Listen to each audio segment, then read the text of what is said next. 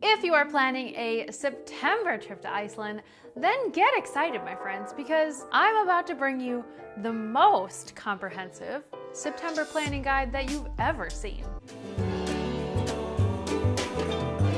Hey Team Iceland, welcome back to my channel.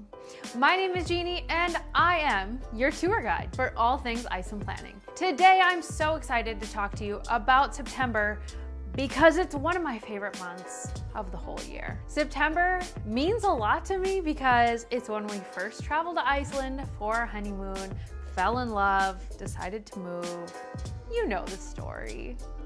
And not only that, September is really, really beautiful. So we're gonna talk today all about the daylight hours, the weather, and all of the things. So let's get into it.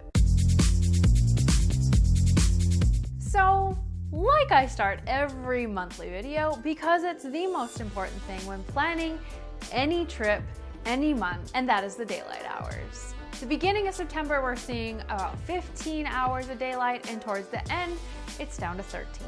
So we're losing daylight, people, a little bit more every time we're far off of the summer solstice, and we're going down, down, down into the dark days of winter. However, this is by no means a dark time of year.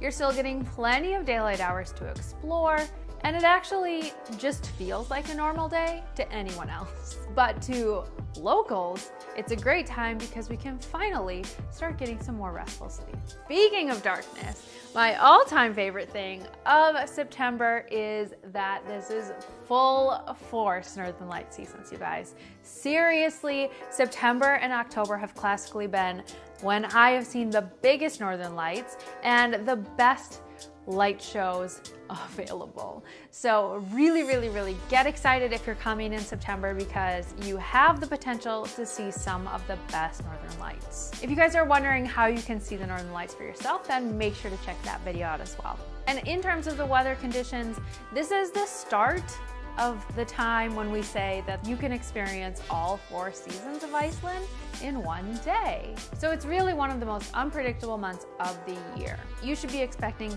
high winds, rain, sun, and possibly snow, just depending on where you are and what the year is doing. Temperatures can range from 6 degrees to 11 degrees Celsius or 42 to 59 degrees Fahrenheit. And for the weather, the beginning of the month tends to have still those beautiful summer-ish colors. Starting to lose some of that bold green color and things are turning more of a yellow-brown. And then towards the end of the month, you can get the beautiful autumn colors. This is a really hard time of year to time if you want to come during the changing of the colors, and they also turn over really fast. So this time does not last very long in Iceland because the wind is blowing the leaves off the trees quite quickly. Which brings me to my pro tip. Make sure you have rain gear literally from head to toe. September is notoriously rainy and I don't want you to get caught in the rain and not be able to have the best adventure. So if you would like to know what rain gear I recommend, I'm gonna put a link in the description below, but you could also check out my full autumn packing video, which I will link right above here. If you're planning a trip to Iceland and want one convenient map, then you need to grab my Iceland guidebooks and maps that include over 500 pinned locations, including secret waterfalls, hikes, hot springs, and so much more. Stop spending your time Googling how to get there if you have to pay for parking and how long it will take. I've already done all the hard work for you. Find all the details at the link in the description box below. Moving on to sightseeing, during September, you're gonna be able to go pretty much everywhere. And I say that with one caveat, and that is that the Highland roads begin closing sometime in September. This always depends on the temperature and the conditions of the road and when it decides to start snowing, but they will start closing down access into the Highlands some point in September.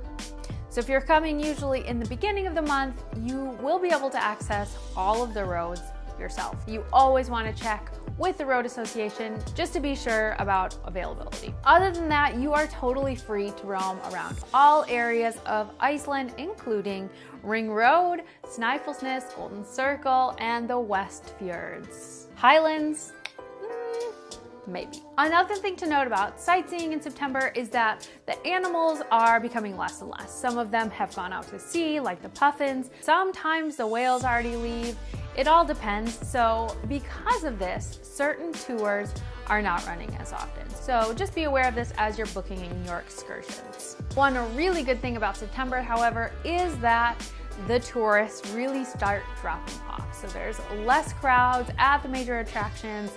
You're kind of in shoulder season, so things might not be expensive and definitely not as busy in the hotels. For driving in September, I'm gonna say it's relatively easy. And that is because you still have pretty clear roads, unless you're running into snow. In that case, you're getting really unlucky. But for September, you should usually be pretty good to use a two-wheel drive vehicle, unless you're going into the Highlands. In that case, you also have to make sure that the Highland roads are still open, but you get the point. The last thing I'll say about driving is, like I said, if you are planning on taking trips into Landmøllege, Thorsmørk, or the Highland area, then just make sure to be aware of the road conditions. You won't be able to rely on tour companies during this time, but it might be possible to drive yourself in, just according to the road conditions. Last up are the events that are happening during this month. So the first one is Reykjavik International Film Festival. This is obviously a movie festival where they're showing over 100 movies from 40 different countries, and they're happening in venues all throughout Reykjavik. So this is a really fun thing to experience. And another really cool thing that happens in September is called Rietur, and that is the sheep roundup. So in September, the farmers go out and they herd the sheep back into the farms. It's very likely that you will see one of these roundups happening, but I would suggest that you are very careful in terms of driving, because you could come across a whole herd of sheep that's coming across the road and then the farmers are behind it. This is a really fun community event that happens. A lot of friends and family will go out and help the farm get the sheep back into the sorting pens, and it's just really cool to see. All right, friends, that is all of the information that you would need to know about planning a September trip to Iceland. Thanks so much for hanging out with me today, friends. I hope you loved this video. I'll see you next week for another Iceland planning video. But until then, happy planning.